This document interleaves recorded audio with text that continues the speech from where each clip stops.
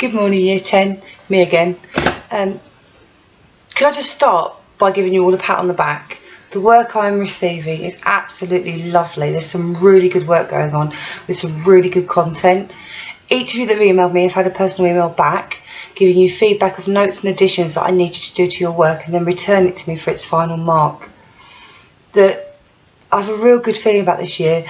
The standard of work is first class. You're doing really, really well. Keep focused. I know this isn't an easy situation, but we're actually dealing with it and we're doing it. I've never been so busy with emails in all my life. Good job. Keep it going. And always remember that when you're in a lesson, if I'm not there, I'm on my emails for you. So if you have a problem or you have a query in lesson, email me and I'll respond. All right. Now, I've sent him with the YouTube clip a list of tasks, the 4 tasks that you're meant to have done, and what one of those tasks I have recorded that you've sent me. So I know that none of you have done all 4, and the cover teacher will have a list of who's done what and what's outstanding. So what I need you to do is make sure those 4 tasks are done. As you know, the 4 tasks are the Staffordshire Hospital scandal, the care of the elderly, the communication PowerPoint including the question grid, and the question I sent you on Edna. Now, I need to give you a few tips when it comes to your reports. Some of you are sending in lovely reports, and I've asked for an minimum A4 page, and you've obliged, you've done your A4 page, but the size font that you're choosing to type in one case I had size 36. We don't do that in reports, especially not in Year 10. If you're doing a report for health and social care, now I know each department may have different rules, but for health and social care, your title should be no more than a 16 font and underlined.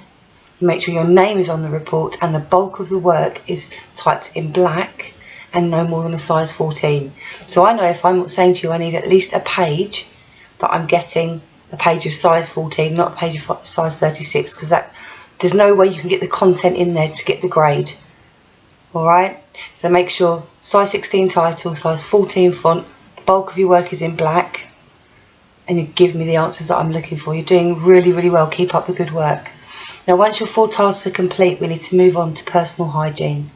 This is an area in health and social care that's really, really important, because you're basically dealing with members of the public. You're dealing with service users that are coming to you for some sort of care, to be looked after. They need to trust you. They need to know that you're going to do your absolute best for them.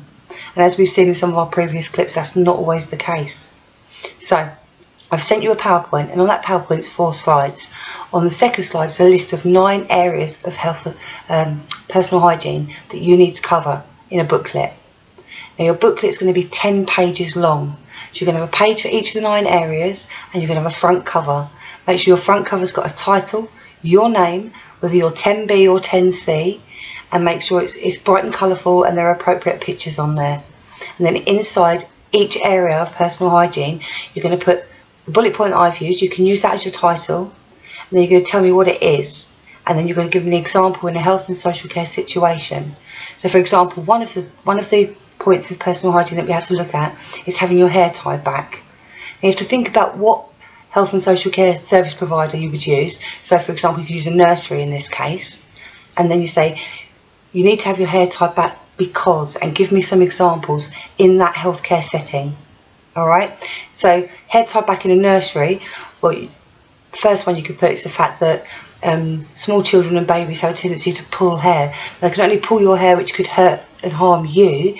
They could get hair on their hands, hair in their fingers, and next thing they do is put their hands to their mouth. Okay, it's a no-no.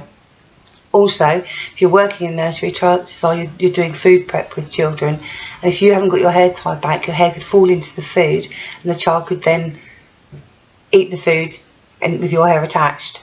There are lots of different reasons. There are more than just that, so you need to have a look. And please don't all use that as an example in your booklet. I expect some originality from you.